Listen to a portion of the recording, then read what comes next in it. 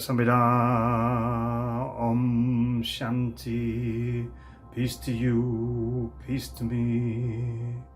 Hello and welcome to another video. My name is Peter and today I would like to talk about, is Earth at quarantine? What is he talking about now?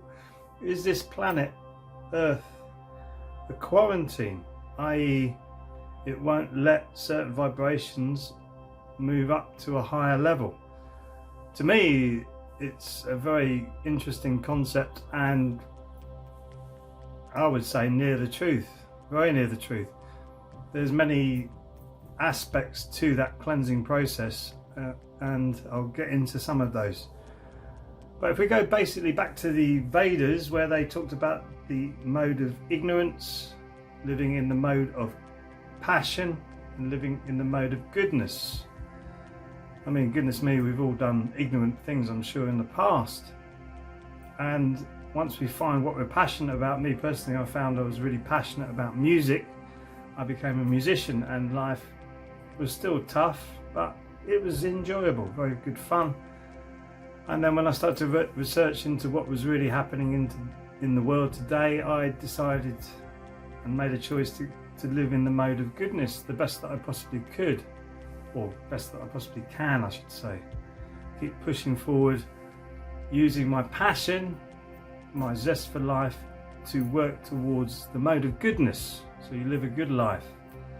And that's a cleansing, it feels like a cleansing existence that I live.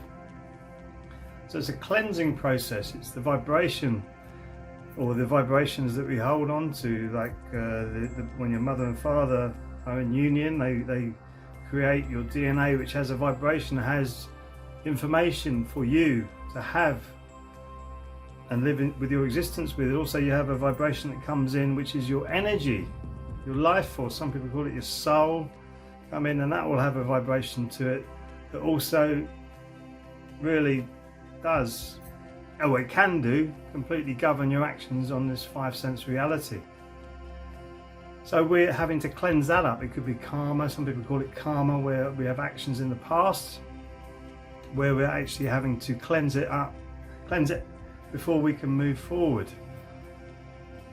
So George Meek did a lot of research into the afterlife, and it really seems like there's a reincarnation loop that goes on, which would be called Earth's quarantine, because you're in the astral zone, but you're not actually moving any further up, and you're coming back as a reincarnation, which is why many people who do talk to other beings or entities in the astral zone say, don't worry, everything's okay, you carry on your awareness after your death, but they're not moving any further. Maybe they don't understand that they're supposed to be moving any further, maybe they do. Maybe that's very difficult to reiterate to us as five sense human beings. Very interesting stuff.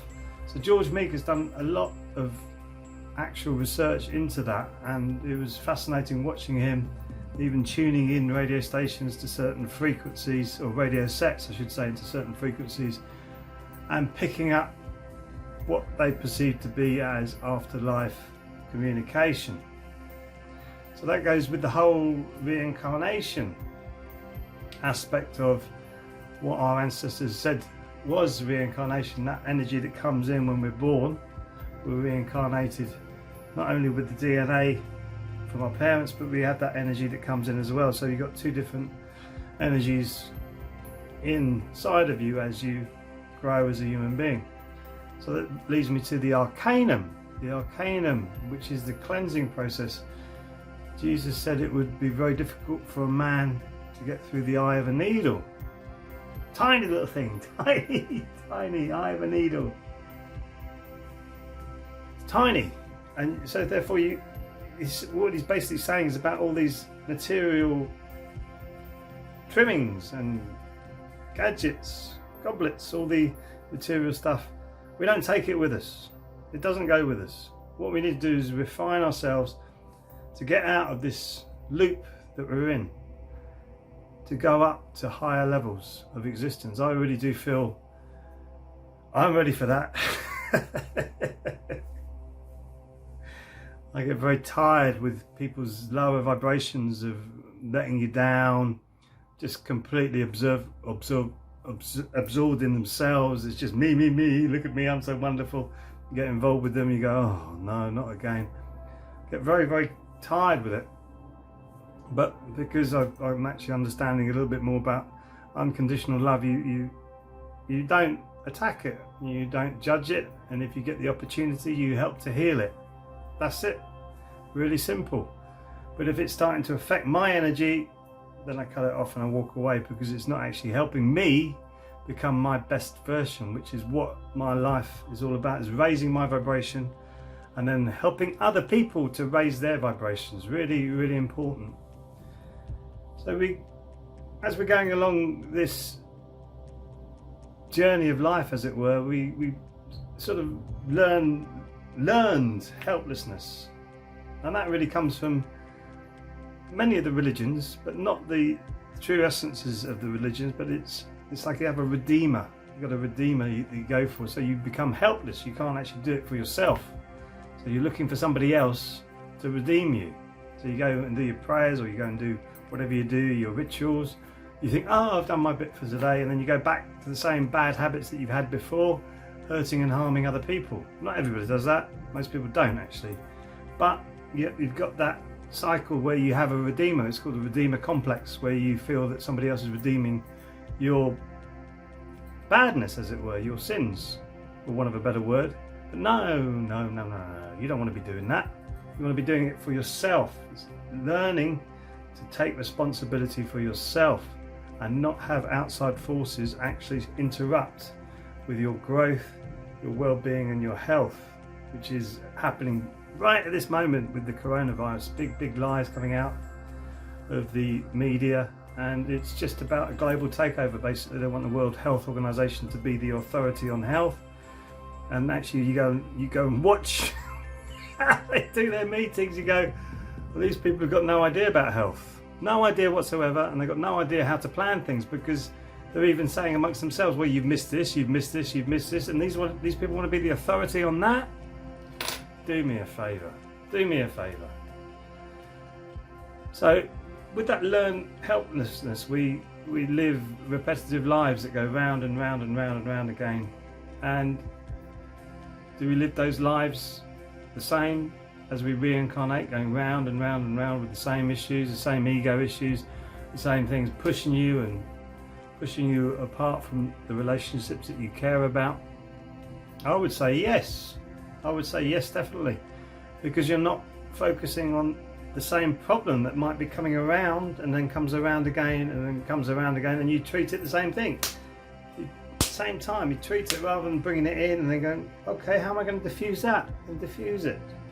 And then it doesn't come around again. Maybe a bigger cycle your life might start to go in, which will also bring up problems.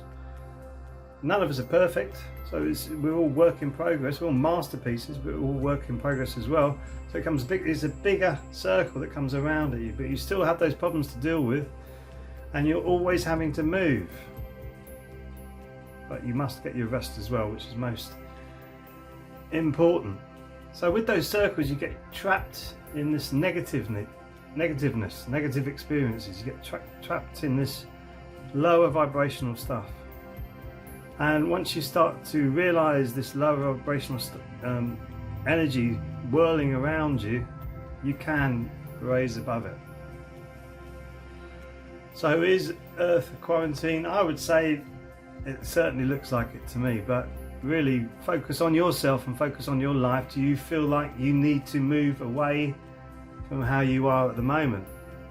I certainly feel that way. I feel some of the things that have happened in my past and I'm not particularly proud of, but hey, we all make mistakes, and the way that I live my life at the moment still is very difficult, but I see over 100 people a week with my Qigong practices, and I'll keep pushing out. I want to do more with this YouTube channel as well, so if you can help with that, please like and subscribe and share. I'd really appreciate that, and keep focusing on yourself, keep building yourself up to a higher vibration, keep raising your vibration, keep monitoring your life, see where it's going, see what's going round and round and round, see what cycles you can stop so that you grow. And don't forget, when it's hard, that's your best chance to grow even more. When the bad news comes in,